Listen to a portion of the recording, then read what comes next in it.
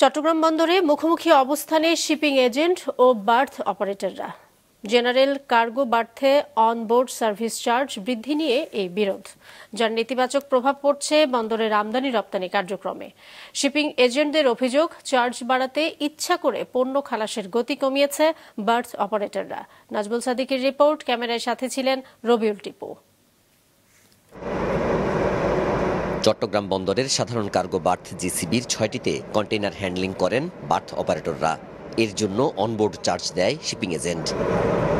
কিন্তু এবার মুখোমুখি অবস্থানে শিপিং এজেন্ট ও বার্থ অপারেটররা। বিরোধ এই সার্ভিস চার্জ নিয়ে।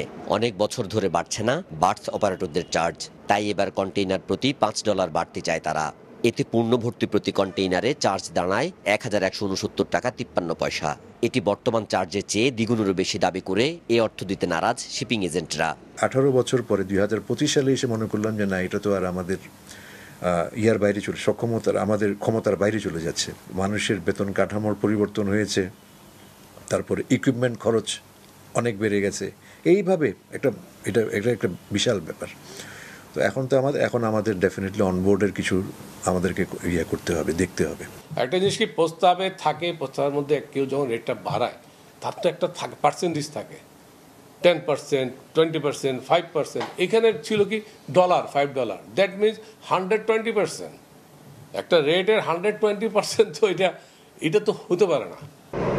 দাবি আদায়ে বার্থ অপারেটররা বন্দরের কাজের গতি কমিয়ে দিয়েছেন অভিযোগ শিপিং এজেন্টদের। তবে অভিযোগ অস্বীকার করে অপারেটররা বলছেন গতি কমেছে রমজানের কারণে।